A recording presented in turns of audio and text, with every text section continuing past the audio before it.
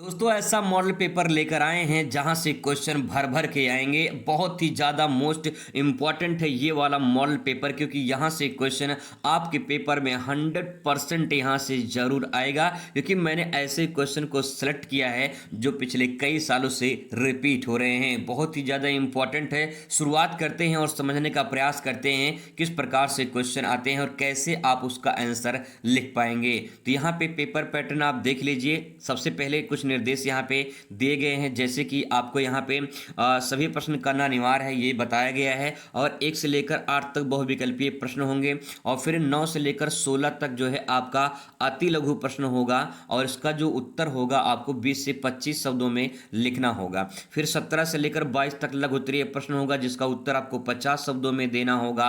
और फिर इसके बाद 23-24 विस्तृत उत्तरीय प्रश्न होगा जिसका उत्तर आपको 150 शब्दों में लिखना होगा। फिर इसके बाद मानचित्र वाला पोर्शन आ जाएगा जिसमें आपका 25 और 26 यानी आपको जो है भारत का मानचित्र दिया जाएगा, संसार का मानचित्र दिया जाएगा, उसको आपको भरना होगा। सबको ट्रिक से अच्छे से आपको समझाएंगे। तो चलिए शुरुआत करते हैं और बहुविकल्पीय क्वेश्चन पर आ जाते हैं। यहाँ पे बहुविकल्पीय क्वेश्चन में पहला क्वेश्चन आपके सामने यहाँ पे आ चुका है। तो पहला क्वेश्चन ये रहा भाई। पहला क्वेश्चन कह रहा है कि सहकारी कृषि को सर्वाधिक सफलता किस देश में मिली है। जो सहकारी कृषि है उसकी सफलता किस देश में मिली है? डेनमार्क में, या फिर नॉर्वे में, या फिर नीदरलैंड, या फिर सोवियत संघ में। तो इसमें सही जवाब आपका हो जाएगा डेनमार्क में। इसमें राइट आंसर डेनमार्क हो जाएगा। अगला क्वेश्चन है, क्वेश्चन कह रहा है कि निम्नलिखित में से कौन सा देश उच्च मानव विकास वाला नहीं है पूछा है। तो नॉर्वे, अर्जेंटीना, जापान, मिस्र। इसमें सही जवाब आपका हो जाएगा मिस्र। ये उच्च मानव विकास सूचकांक वाला नहीं है। अगला क्वेश्चन है, क्वेश्चन नंबर यहाँ पे नेक्स्ट है, जंग का कटोरा। जंग का कटोरा किस उद्योग क्षेत्र को कहा जाता है?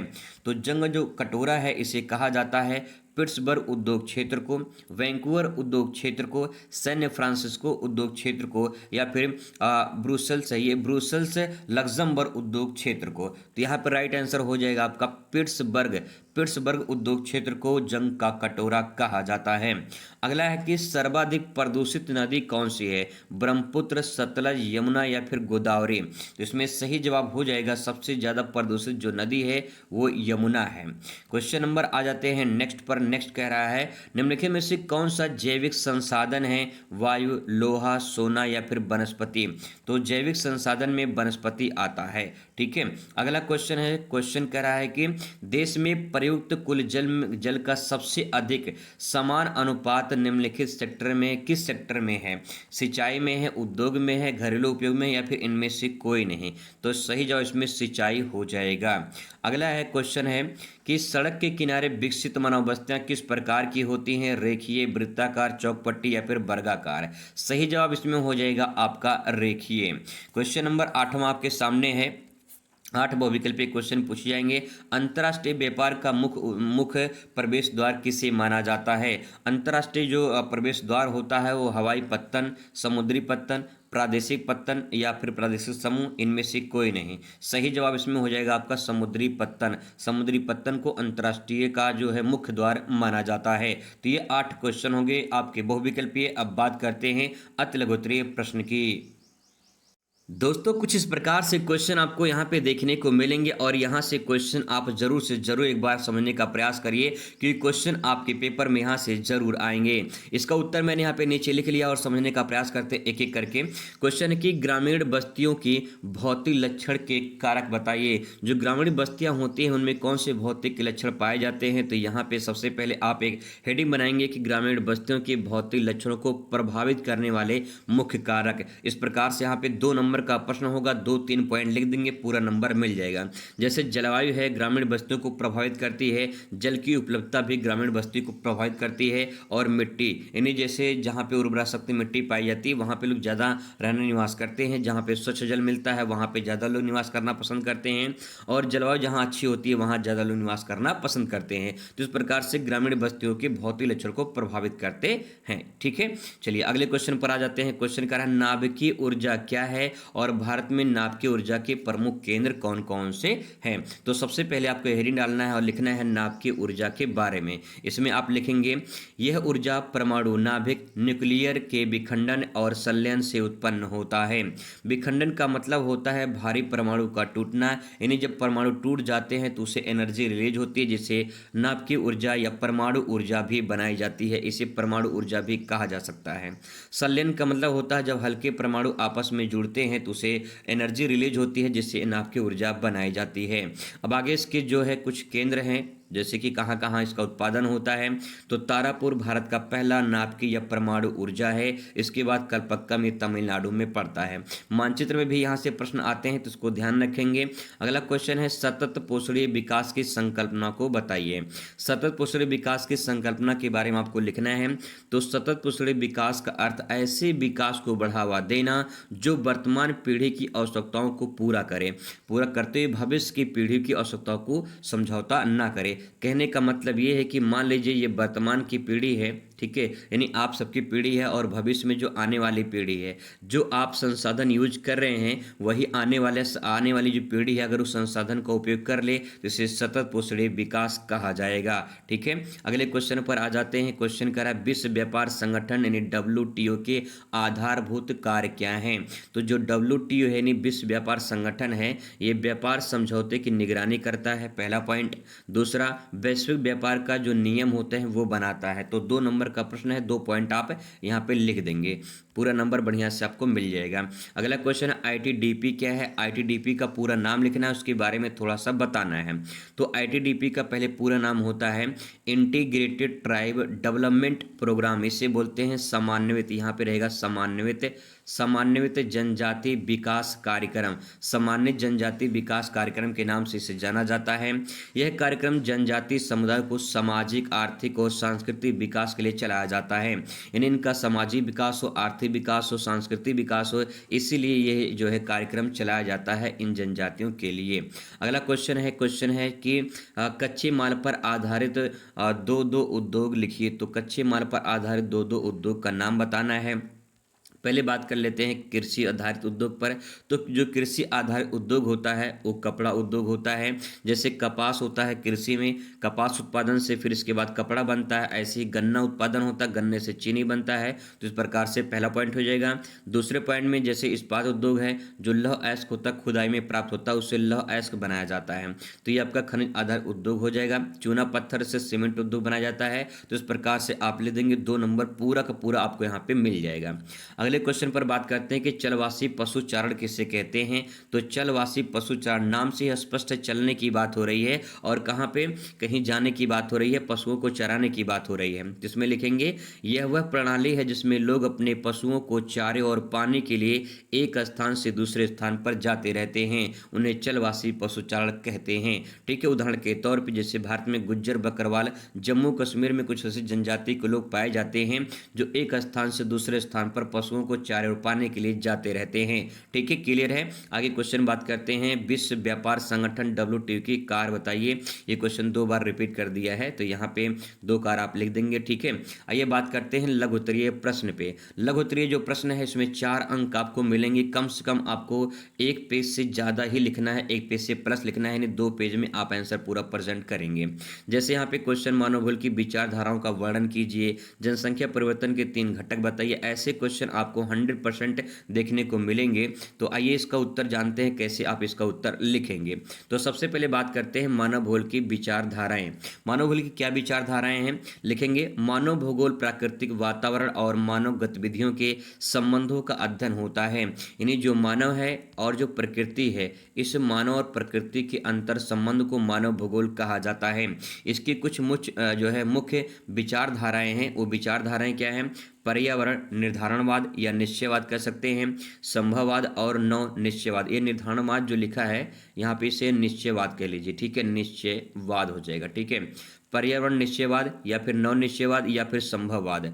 इसके बारे में थोड़ा थोड़ा आप लिखेंगे तो पूरा नंबर आपको यहाँ पे मिलेगा।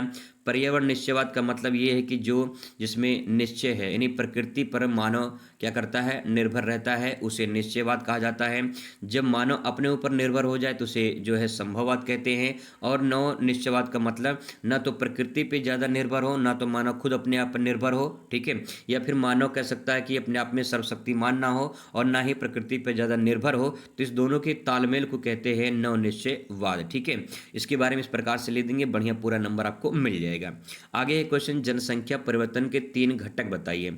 जनसंख्या परिवर्तन में जनसंख्या में बदलाव क्यों होते हैं, उसके 3 घटक कौन कौन से हैं, आइए जानते हैं उसको 3 घटक कौन कौन से हैं। जनसंख्या परिवर्तन के 3 मुख्य घटक इस प्रकार से दिए गए हैं। जैसे पहला है जन्म दर। जन्म दर की बात करें तो यहाँ पे प्रति 1000 लोगों पर एक वर्ष में जो बच्चे जन्म लेते हैं उन्हीं की संख्या को जन्म दर कहा जाता है।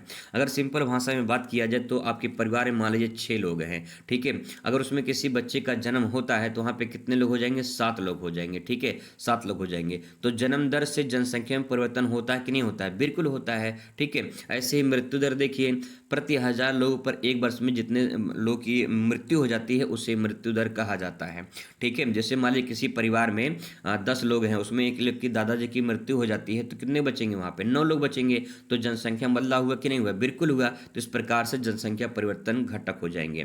प्रवास की बात कर लेते हैं तो प्रवास में क्या होता है, लोग एक स्थान से दूसरे स्थान पर चले जाते हैं। जैसे गाँव से शहर में जब चले जाते हैं तो उसी को प्रवास कहते हैं। तो जब एक स्थान से दूसरे स्थान पर जाएंगे तो जहाँ जाएंगे वहाँ जनसंख्या बढ़ेगी और जहाँ से जाएंगे वहाँ जनसंख्या कम होगी, इसका मतलब जनसंख्या में बदलाव होगा। तो इस प्रकार से आप इसे आंसर को लिख सकते हैं। आपको बता दें कि क्वेश्चन 6 नंबर में भी पूछा जा सकता है, तो अच्छे से इसको समझ लीजिए, ठीक है।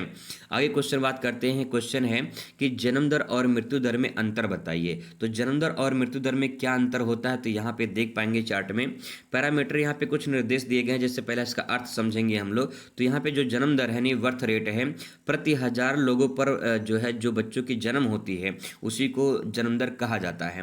और प्रति 1000 पे मरने वाले की जो संख्या होती है उसी को मृत्यु दर कहा जाता है, ठीक है। आगे है यहाँ पे प्रभाव में लिखेंगे कि जन्म दर में जनसंख्या वृद्धि को बढ़ावा देती है जबकि मृत्यु दर में जनसंख्या को कम करती है, ठीक है। अगला पॉइंट है, उदाहरण के तौर पे देखिए, जैसे भारत की जन्म जो 2023 के अनुसार देखा जाए तो यहाँ पे लगभग 18 प्रति 1000 है। तो इस प्रकार से इसके बारे में हो गया। मृत्यु दर के बारे में बात करेगा 2023 के अकॉर्डिंग देखें तो मतलब यहाँ पे जो 1000 है, 1000 में 18 लोग जन्म लेते हैं, ये कहने का मतलब है, ठीक है। यहाँ पे 7 लोग क्या होते हैं, 1000 में मरते हैं। तो इस प्रकार से ये आंकड़ा है, 1000 में 7 लोग मृत्यु हो जाती है। तो ये इस प्रकार से अंतर आप इसमें लिख सकते हैं। अगला क्वेश्चन आपके सामने यहाँ पे है कि प्रवास के अपकर्ष और प्रतिकर्ष कारक में अंतर बताइए। इसको एक लाइन में आप समझ सकते हैं। जैसे मान लीजिए कोई एक स्थान ए है, कोई एक स्थान बी है, ठीक है। अब यहाँ पे समझने का प्रयास करेंगे। मान लीजिए ए वाले स्थान से लोग बी वाले स्थान पर जाते हैं, तो जहाँ से जाते हैं, ठीक है, जहाँ से जाते हैं और जहाँ को जाते हैं, ये बात आप समझने का प्रयास करेंगे। जहाँ से जाते हैं उसे प्रतिकर्ष कारक कहते हैं, उसे कहते हैं प्रतिकर्ष कारक, और जहां को जाते हैं उसे कहते हैं अपकर्ष कारक, ठीक है, अपकर्ष कारक। और जहां से जाते हैं, यह क्वेश्चन चेंज कर देगा, जहां से जाते हैं उसे उद्गम कहा जाता है, उसे कहते हैं उद्गम कहते हैं, ये भी सेंटेंस पूछा जा सकता है। और जहां को जाते हैं उसे गंतव्य कहते हैं, ठीक है, उसे कहते हैं गंतव्य। अब क्यों जाते हैं, जहां से जाते हैं वहां से इसलिए जाते हैं क्योंकि वहां पे रोजगार नहीं मिलता होगा, वहां पे अच्छी शिक्षा नहीं मिलती होगी, वहां पे अच्छी सुविधा नहीं मिलती होगी, इसीलिए वहां से लोग चले जाते हैं। और जहां को जाते हैं वहां अच्छी सुविधा होती होगी, अच्छे रोजगार मिलते होंगे, और वहाँ पे परिवहन की सुविधा मिलती होगी, ठीक है, इस प्रकार से। तो यहाँ पे एक बार में अंतर इसको समझ के आप यहाँ पे लिख सकते हैं, ठीक है। चलिए वही बात यहाँ पे मैंने यहाँ पे चार्ट में नीचे लिखा है। आगे बात कर लेते हैं। क्वेश्चन नंबर नेक्स्ट है कि मानव विकास सूचकांक क्या होता है, यानी HDI के बारे में आपको बताना है।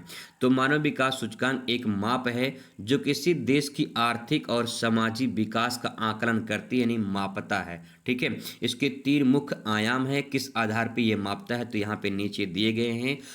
यहाँ पहला है स्वास्थ्य, जीवन प्रत्याशा। जीवन प्रत्याशा का मतलब ये है कि कितना लोग जी पाते हैं, जितना जिएंगे उतना मानव विकास होगा, सिंपल। अगला है शिक्षा, औसत स्कूली शिक्षा और साक्षरता दर, जितना अधिक शिक्षित होंगे आप उतना ही ज़्यादा विकास कर पाएंगे।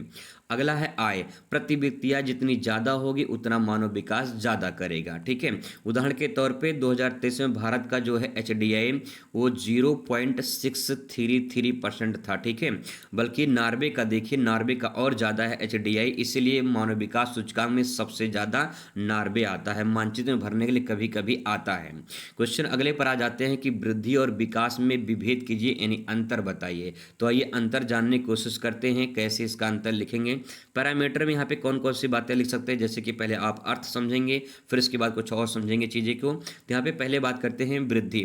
वृद्धि किसी वस्तु या संख्या में मात्रात्मक जो वृद्धि होती है उसे हम क्या कहते हैं, वृद्धि के नाम से जानते हैं। जैसे मान लीजिए आपके घर में 6 लोग हैं, किसी की शादी करवा दीजिए तो 7 लोग हो जाएंगे, 1 लोग बढ़ जाएंगे, तो इसे क्या कहेंगे, वृद्धि कहेंगे। ठीक है, अब यहाँ पे देखिए किसी क्षेत्र, समाज या व्यक्ति या गुणात्मक सुधार को क्या कहते हैं, विकास कहते हैं। जैसे मान लो कहीं पे कोई एरिया हो, वहाँ पे डेवलपमेंट हो, जैसे अयोध्या देख लीजिए, आज की डेट में अयोध्या कितना विकास हो चुका है अयोध्या में, तो इस प्रकार से ये क्या हो जाएगा, आपका ये विकास हो जाएगा। ठीक है, अगला पॉइंट यहाँ पे देखिए प्रकार में है, केवल संख्या या आकार बढ़ते हैं। जैसे कोई मान लो जो है 18 किलो का है, फिर 20 किलो का हो जाए, तो ये क्या है, ये वृद्धि है। ठीक है, ये वृद्धि है। ऐसे ही सामाजिक, आर्थिक और सांस्कृतिक उन्नति इसमें दिखाई देती है। अयोध्या में देख लीजिए सामाजिक, आर्थिक, सांस्कृतिक की उन्नति देखने को मिल रही है। ठीक है, उदाहरण के तौर पे इसमें जनसंख्या वृद्धि को देख सकते हैं और इसमें शिक्षा और स्वास्थ्य का सुधार देख सकते हैं। तो इस प्रकार से इसके बारे में आप यहाँ पे ले सकते हैं।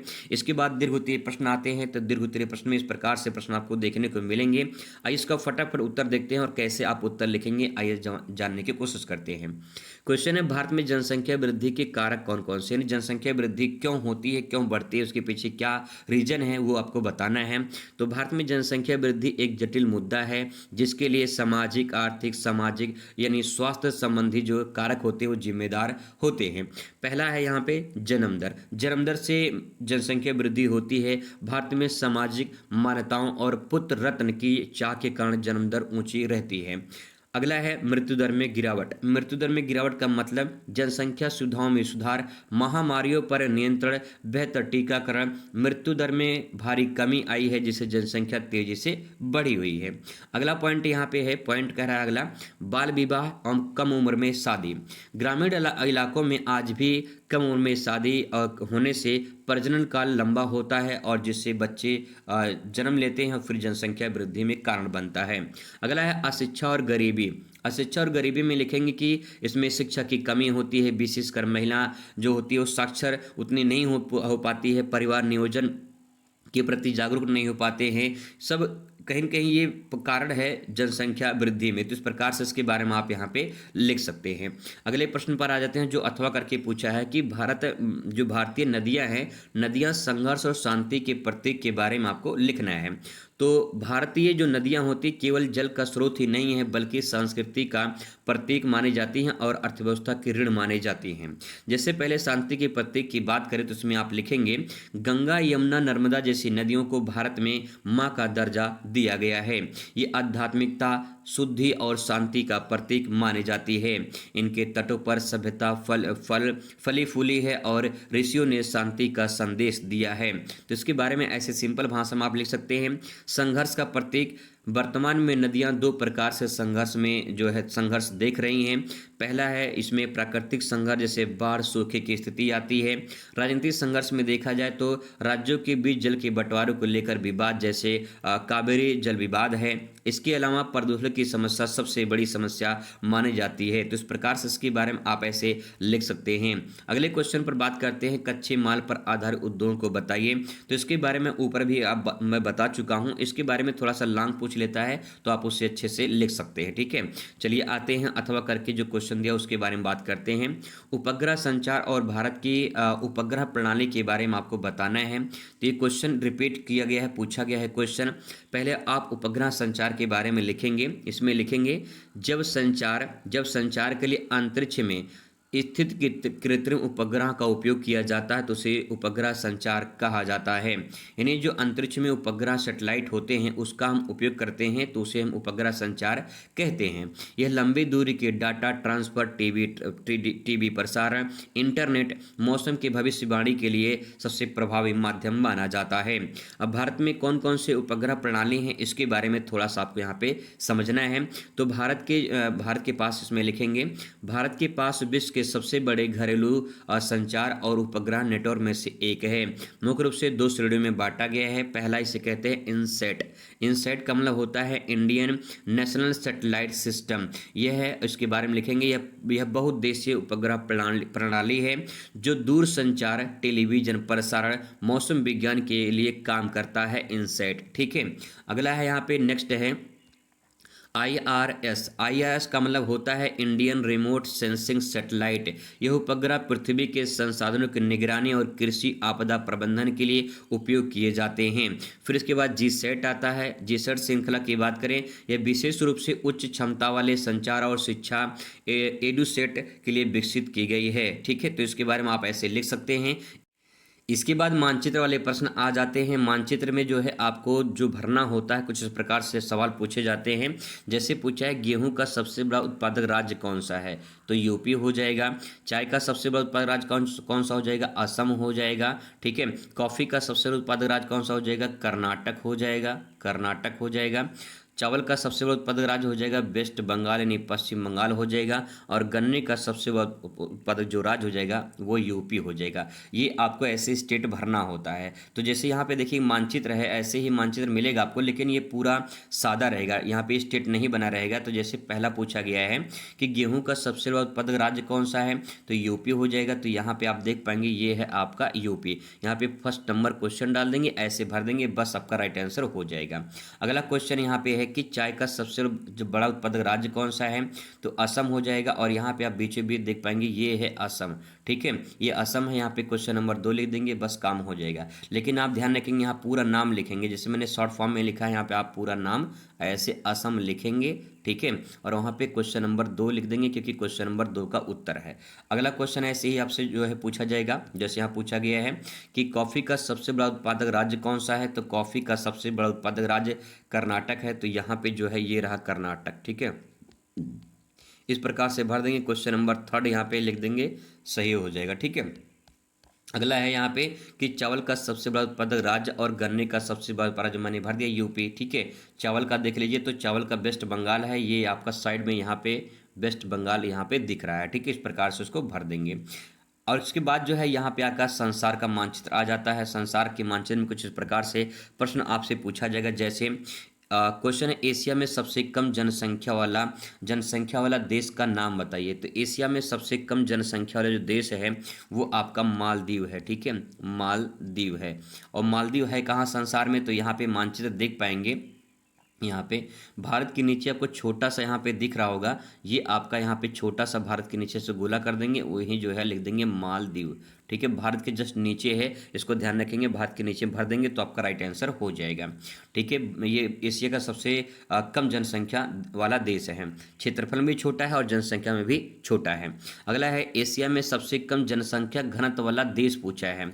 यहाँ पे जनसंख्या घनत्व वाला पूछा है, यहाँ पे जनसंख्या पूछा है, दोनों में अंतर है, ठीक है। तो दूसरे वाला का जो आंसर होगा वो होगा मंगोलिया, ठीक है। मंगोलिया पड़ता है चीन के ऊपर, लगभग लगभग यहाँ पड़ेगा, तो यहाँ लिख देंगे मंगोलिया, ठीक है। ये चीन के ऊपर पड़ता है, चीन के ऊपर मंगोलिया पड़ता है और भारत के नीचे यहाँ पे मालदीव पड़ता है, जो जनसंख्या क्षेत्रफल में सबसे कम है, ठीक है। अगले क्वेश्चन पर बात करते हैं। क्वेश्चन है कि अफ्रीका में सबसे कम जनसंख्या वृद्धि दर वाला देश का नाम बताइए। अफ्रीका में ऐसा कौन सा देश है जो जनसंख्या दर में सबसे कम है, तो ये इसका जवाब हो जाएगा मॉरिशस, ठीक है, मॉरिशस हो जाएगा। और मॉरिशस कहाँ पे है, तो मॉरिशस देख लेते हैं।